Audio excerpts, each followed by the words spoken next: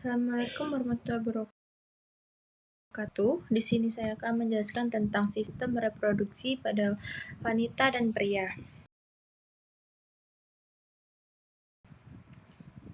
Sistem reproduksi manusia ini adalah serangkaian organ yang bekerja sama untuk memastikan kelangsungan statis dengan cara menghasilkan keturunan. Pada sistem reproduksi manusia memiliki 4 fungsi khusus, yaitu memproduksi gamet atau sel telur dan sperma, terus menyimpan dan membawa sel reproduksi, terus memelihara keturunan saat berkembang dan memproduksi hormon.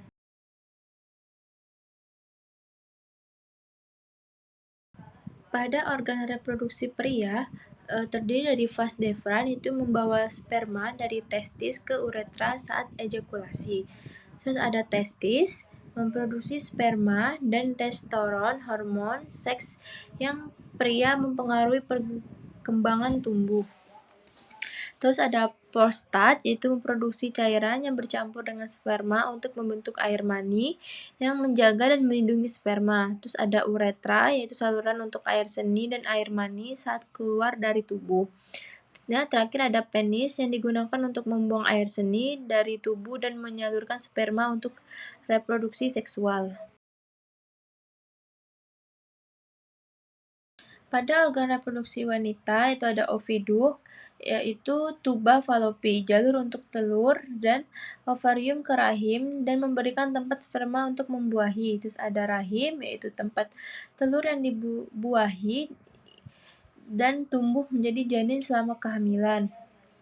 Ya, ada ovarium adalah memproduksi sel telur atau ova dan hormon seks wanita seperti estrogen dan progesteron. Ada vagina yang menerima penis selama reproduksi seksual yang memungkinkan darah menstruasi keluar dari tubuh dan memungkinkan bayi lewat saat melahirkan. Terus terakhir ada serviks, yaitu keluarnya darah menstruasi mengalir dari rahim dan berfungsi sebagai jalur bagi sperma memasuki rahim. Selanjutnya, saya akan menjelaskan tentang proses terjadinya kehamilan.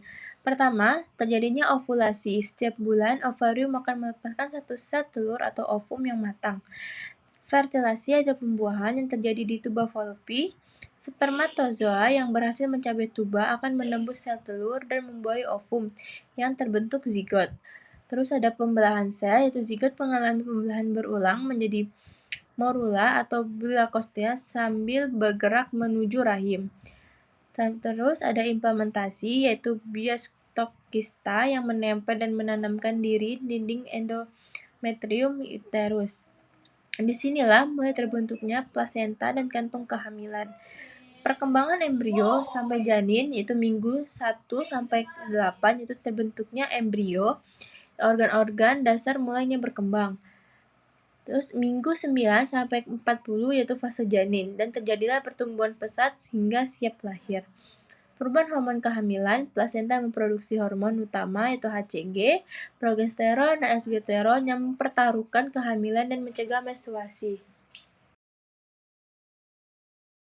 Baiklah, di sini ada gambar itu tentang dari masa ovulasi, pembuahan, hari pertama yaitu sel tunggal atau zigot, hari kedua 2 sel sampai ke hari ke-6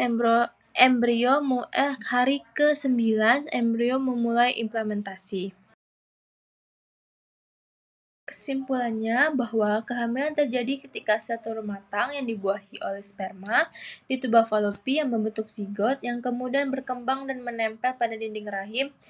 Setelah itu, embrio tumbuh menjadi janin dengan dukungan hormon dan plasenta hingga siap lahir.